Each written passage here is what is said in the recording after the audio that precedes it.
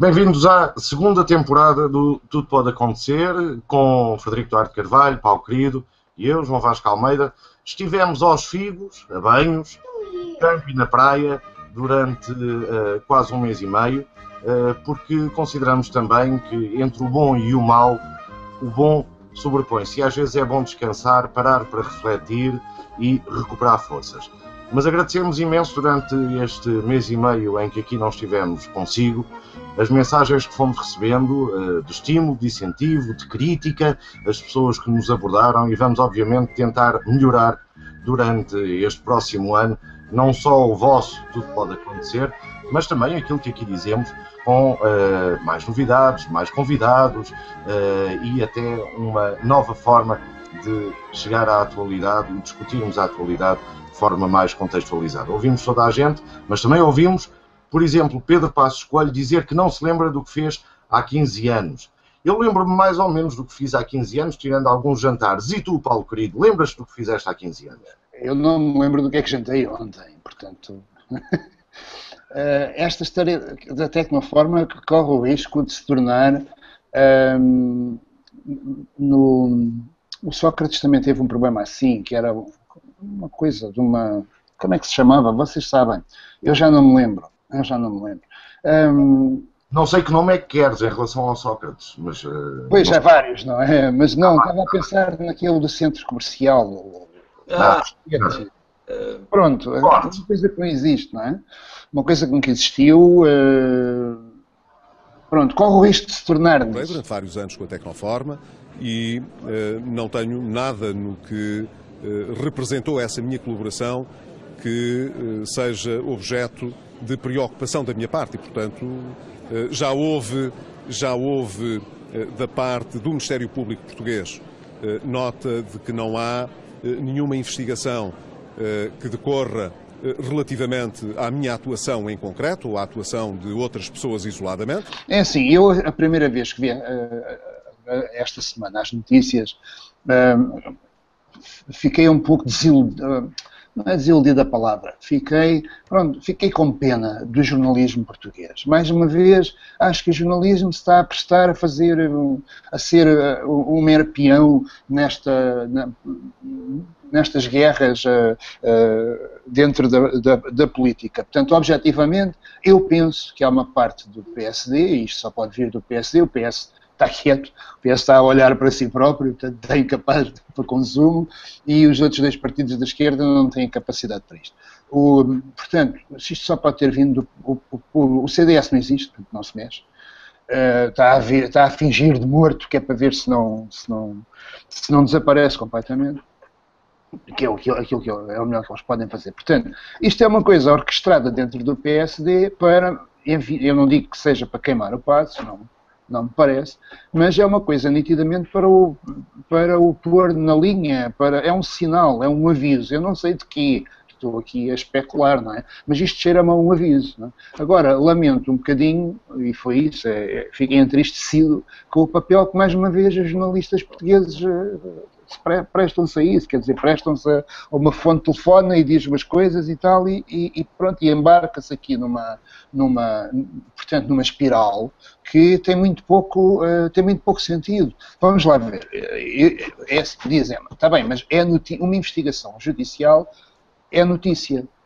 E eu digo, sim, está bem, eu não vou discutir isso. O que eu acho discutível é o bom senso que existe na cabeça do jornalista ou que não existe, não é?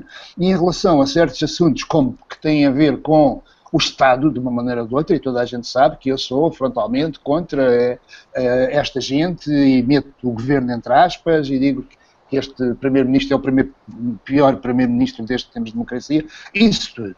Ok? Portanto, eu só beneficio se queimarem Passos Coelho. Mas portanto, não me dói nada isto por causa dele. Que fique bem entendido. Dói-me por causa de ver os jornalistas fazerem aquilo que eu acho que é um papel que não deviam fazer. Portanto, acho que deviam ter refletido e deviam pensar, damos esta notícia, isto é só joguete. Isto aparece agora porque é do interesse de alguém mandar um sinal a Passos Coelho. Isto não tem sustentação, independentemente de haver uma investigação judicial. É isto. O Paulo tem toda a razão. Posso acrescentar mais umas coisas, pelo menos à suspeita dele, porque, digamos, a suspeita parece óbvia, não é? O António Costa, que supostamente vai ganhar a candidato a primeiro-ministro no próximo domingo, já disse que o adversário dele é Rui Rio. Portanto, nem sequer está a contar com uma pessoa que as pessoas já elegeram, que foi o Pedro Passos Coelho, que está lá legitimado e que poderá, tudo indica, vir a ser o candidato, a não ser que António Costa saiba algo que nós só agora é que estamos a saber. Portanto, eu penso que a partir do dia 28 vai abrir a época de caça ao coelho. Deve ser isso. O que é que achas, João? Bem, eu não discordo de ambas as vossas opiniões. Eu acho que, de facto, não se pode ser pé de microfone e também acho que o cenário político português está a mudar naturalmente. Não há aqui nenhum evento extraordinário para que ele mude. Muda naturalmente, como mudou sempre.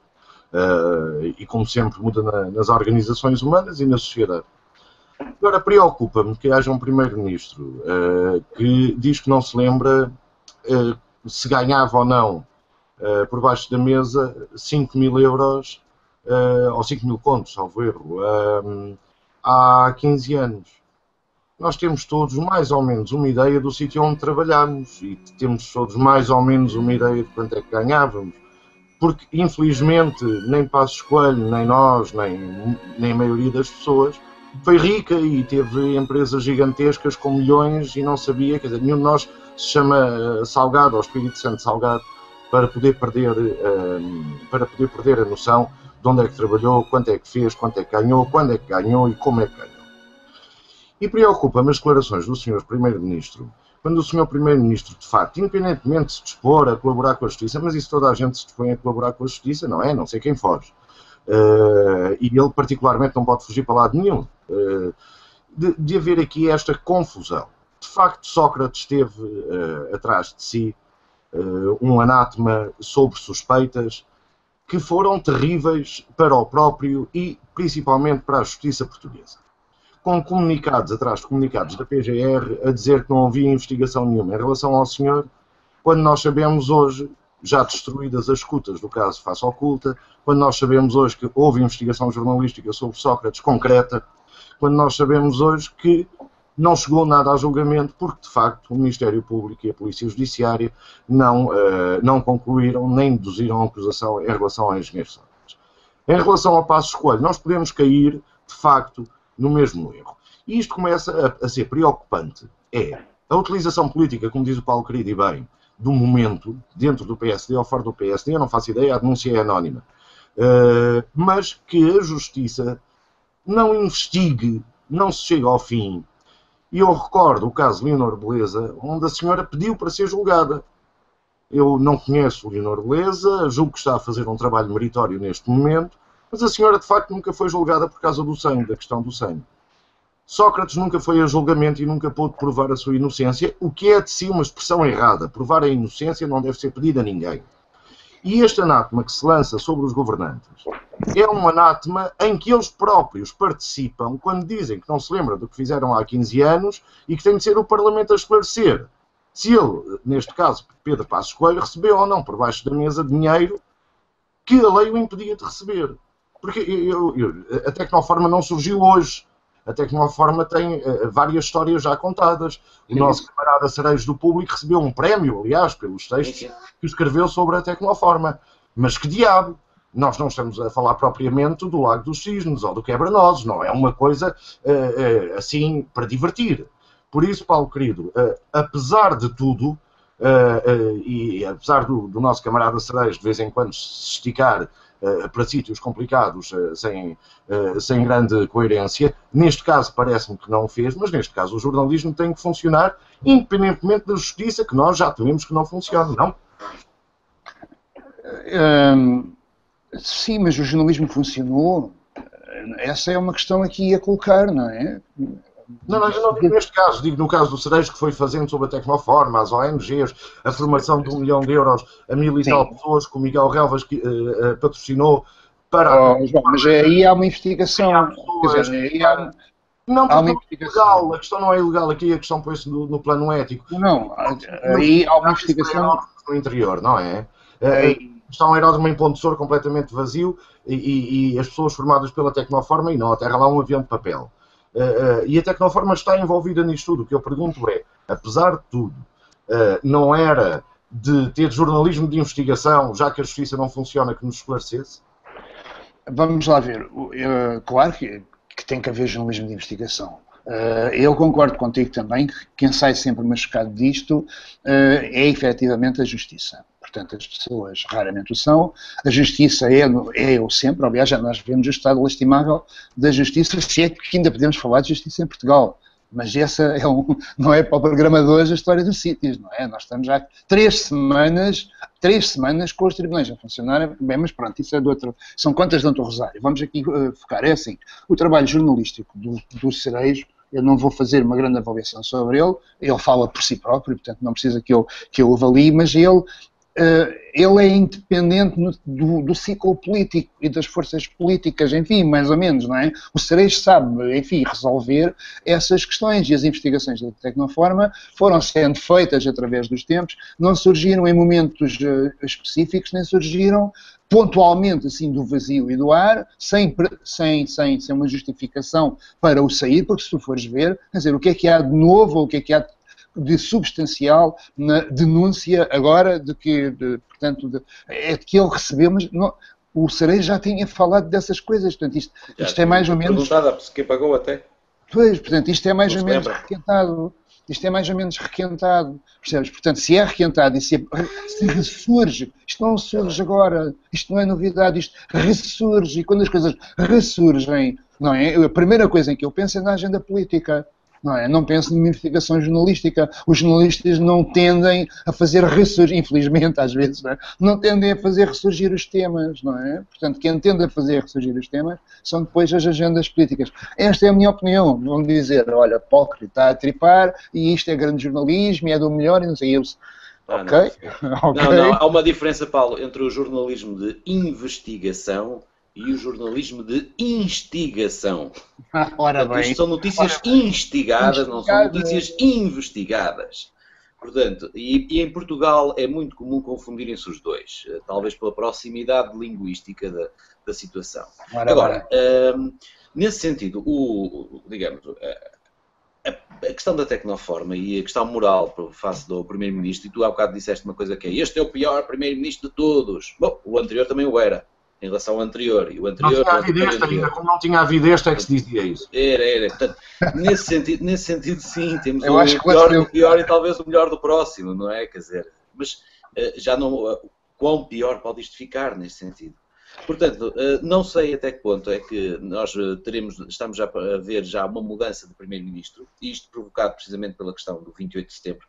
Estou a falar do 28 de setembro de 2014 e não do 28 de setembro de 1974. Portanto, aí sim houve uma grande mudança também. E também foram primárias, é verdade. Aí também foram umas primárias de uma maioria silenciosa, nesse sentido, e que, por acaso, ainda há dias estive a analisar uns documentos do Departamento de Estado norte-americano, onde, a dada altura, o Henry Kissinger dizia: nós devíamos ter apoiado o Spínola no ano passado. Muito interessante. Antes de perguntar primeiro, o que é isso, o CDS? Portanto, é realmente o que é isso o CDS para as próximas eleições, como o Paulo bem disse, está-se a fazer de morto, que é muito interessante e é uma imagem engraçada. Portanto, eu espero pelo dia 28 para ver mais notícias de Tecnoforma ou então outras coisas que nos vão pôr em forma. A não ser que o Pedro Passos Coelho tenha recebido realmente o aviso. Pois, a minha questão continua, desculpa lá, eu acompanho-vos nos pensamentos, mas continua, eu quero saber se houve ou não pagamento ilegal a um cavalheiro que é primeiro-ministro. Nunca mais, vais saber, já não foi necessário saber. Eu sei que vocês são muito... eu sei que ainda não sei, eu julgo se aquele vídeo, o DVD do Michael Smith a dizer o primeiro-ministro é corrupto, se aquilo era verdade ou não era bem vendido. Porque a justiça nem sequer o quis considerar. Portanto, há uma questão. Há uma investigação para os jornalistas, há uma investigação para os jornalistas, para a justiça. São separadas. Mas a sociedade é a mesma, encontra-se no meio. Pronto. Não, sim, mas a investigação jornalística ou a investigação criminal continua a ter uma e só pergunta. Este cavalheiro recebeu indevidamente, porque estava impedido pela lei, dinheiro de uma empresa da qual tinha sido administrador enquanto era jovem deputado há 15 anos, sim ou não? Ele já respondeu e a resposta chega, não o nega.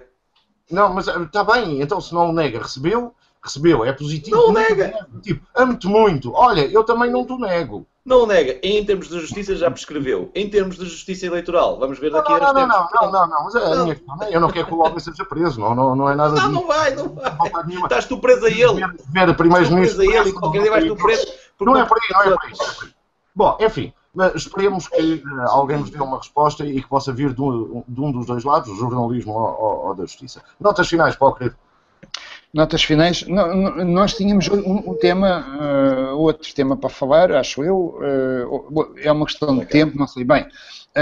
Temos o PS, a barafunda está a chegar ao fim, felizmente. Os dois chegam exaustos. O PS chega de arrastos. Aliás, como nós aqui dissemos e como toda a gente antecipou, menos os próprios, ao que parece. Portanto, o PS chega exausto, os candidatos chegam exaustos ao fim, não se passou nada de verdadeiramente concreto, não tanto por causa dos candidatos, devo dizê-lo. Aliás, eu penso que quer um, quer outro, explicaram-se, para aquilo que eu fui capaz de seguir, explicaram-se até relativamente bem. Agora, eles já sabem, todos nós já sabemos, temos que contar com o filtro, não é? Com a intermediação, os média, o papel, portanto, o nosso papel, o papel de jornalistas. E esse papel dos jornalistas foi, nesta história, não é fraco, foi mau, porque os jornalistas passaram o tempo todo a realçar aquilo que não percebiam. Eu não percebo o que é que o Costa está a dizer. O Costa não é capaz de dizer em 3 soundbites qual é que é o que é que ele vai fazer com a dívida e como eles acham, não foram capazes de perceber qual é a proposta do Costa para... Isso é um bom tema para amanhã, Paulo. É o tema da manhã, exatamente. Está bem. É um bom tema para amanhã. Rodrigo. Não, era só para justificar, tenho aqui uma pequena peste, as pessoas devem ter notado, mas espero que respeitem a privacidade da criança, já que ela própria não se quer respeitar. Nada. A minha nota final é muito simples, há um confisco em Portugal, essa autoridade tributária e aduaneira passa a fronteira, se posso dizer assim, e o Jornal Público trazia na quinta-feira que são mais não sei quantos milhões de penhoras, de cativações de contas, de multas, em que as pessoas esqueceram de pagar 30 euros e vão pagar 500 e outras esqueceram de pagar 100 e vão pagar 1000. A Justiça Tributária, eu sou Presidente da República, que ainda está vivo, dizia que aos senhores do Golfo, não podemos baixar os impostos ao Golfo porque é injusto para outros não se baixem impostos. Aqui há uma injustiça muito grande neste momento nas taxas, quer nos juros de demora, quer nas taxas de multas que a autoridade tributária anda a cobrar às pessoas. Independentemente do que as pessoas têm ou não têm, e se faz falta às pessoas ou não. A justiça tributária não é só ter o IVA alto ou baixo. É que a justiça tributária não se porte como uma besta. E estou a dizer um eufemismo, não é? Isto é um eufemismo, como uma besta, para ir ao bolso das pessoas. É preciso, mais do que haver uma harmonia fiscal e um equilíbrio fiscal, é preciso haver juízo nesta legislação e eu espero muito sinceramente que ela possa ser revista. É um onirismo, claro, muito em breve. Amanhã, as primárias entre António e António. Até amanhã. Se tens problemas com o presente,